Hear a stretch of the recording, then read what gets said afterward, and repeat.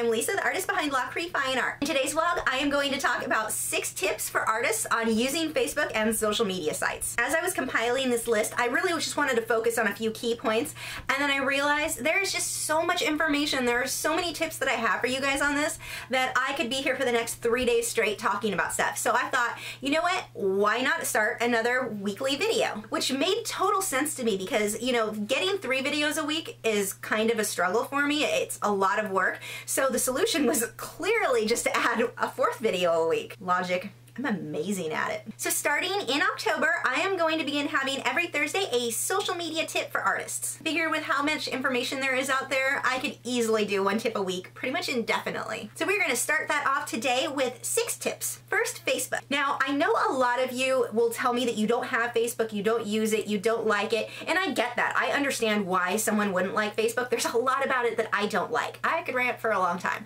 But there's also a lot of good that comes from building your business or having your business presence there on Facebook. It's one of the first places people are going to look for you. If they find your website, they're going to want to go to your Facebook page. So the amount of people who use Facebook is insane. There is so many people you can reach in using that. So even if you don't like Facebook and you don't really want to focus on having a personal page and posting personal photos and personal information, I would still set up a business page. It's free. It's not going to cost you anything. There is always the option to promote your post. I personally won't do that, and that's a whole other topic, but you can use all of the free features and you can reach quite a few people with this. Along with that, you have different Facebook groups targeted on specific art things, like a group for wildlife artists, a group for bird art, a group for colored pencils, a group for oil painting. Actually, several groups for all of these things. But you can find a lot of groups where you're going to be able to reach more people and share your work with more people. And it's really, really a nice way to be able to share your work without actually spamming people, which is another big deal. So,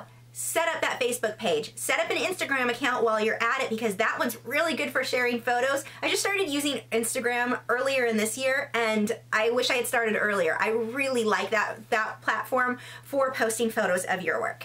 You do not have to be a professional to have a Facebook fan page. It's free. Go ahead and set that up and start sharing your work on there. Share your progress. Share so people can see, look, this is what I did 2 months ago and look how much I've improved. All of that is really fun. So definitely set that up. Number 2, tag spamming. Created a painting you're proud of, you're excited, you want to share it with everyone, awesome. So you go online, upload the photo, and you tag 50 people. That is tag spamming. The only time you should tag someone in one of your paintings is if it's a painting you've done for somebody. I may tag the buyer in the painting. If somebody is in that painting, or if it's somebody who took the original reference photo and you're crediting them for the reference photo in the painting. If the person had nothing to do with the painting, don't tag them. That's obnoxious, it's spammy, it is not what Facebook intends that for. What's happening is, I'm not the only one who sees that. My friends see that I was tagged in this other painting and it irritates people. It's absolutely obnoxious. Nobody appreciates that type of thing. If you want to share your work, there's an appropriate way to do it. Find art groups on Facebook. There are some great places that allow and encourage you to share.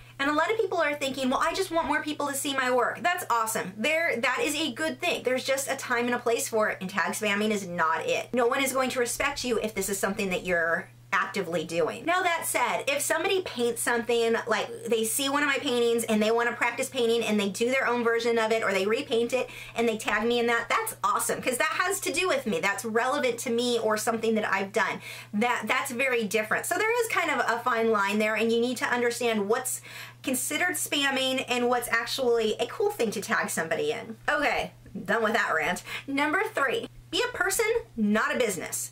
And that seems funny because we are a business. We're an art business. We're promoting our business. If you try so hard to be professional, say you're a studio and you say, thanks for contacting us. We will get back to you as soon as we can when someone asks a question or emails you or whatever, that us, like you're a big corporation, nobody's connecting to you that way. As artists, we want people to connect to us. We want them to know us. You're not impressing anybody by acting so professional that you take away your human side. The thing with art is people are buying your artwork as much for the fact that they like you as it is for the artwork itself. They go hand in hand. So it's real important to act like a normal person and let people connect to you. Let them get to know you. Talk to them. When you post something and someone replies, reply back to them. Get conversations going. Act like you would in person. If someone asks you a question in person, you're probably not going to just keep on walking. Well, maybe you will if you're a jerk. It is possible. More likely than not, you're gonna stop and answer their question. Do the same on Facebook. Reply to people. Be a part of the conversation. Be a person, don't try to act like a big corporate business. Number 4, post regularly. Update a lot. I mean, at least several times a week, more ideally every day, at least on Facebook. It works out better, I find, if I post at least once a day. If I post more than once a day, Facebook cuts down how often they'll share different posts with your fans. So I find once a day is ideal, although I will occasionally share more than that. But at least try to post once a day if you can, whether that be a painting you're working on, talking about a painting you're working on, showing samples, your work in progress, any of that. Post all that on your Facebook page. But if you only post once a month, people are going to forget about you. People are going to forget why they followed you. They're not going to pay a whole lot of attention. Post every day. Have a reason for people to continuously come back to you and check out your fan page. If you're just getting started off and you only post once a week, I don't mean to say if you don't post every day, it's not worth doing. But you do want to work up to where you are posting, ideally on a daily basis. Number 5, branding. This is a big one. Make a logo. Use that logo across all of your social media sites. Have something recognizable that people look at that and go, oh, this is so-and-so. But Lisa, I don't have a logo. How do I get a logo? You're an artist. Make one. This is what you do. Yeah, we may not all be logo artists, but you can still come up with something. For me, the goldfish that I used, that wasn't even intentional.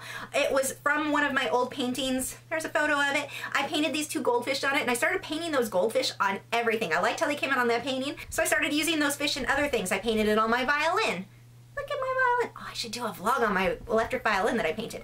But I painted it on my violin. I painted it on several paintings. Those goldfish have shown up all over the place. And I started using it because they fit perfectly in a little square for an icon for just different forums that I wanted to use for my profile photo. And then people started assuming it was a logo and I ran with it. So that's how I ended up with goldfish as a logo.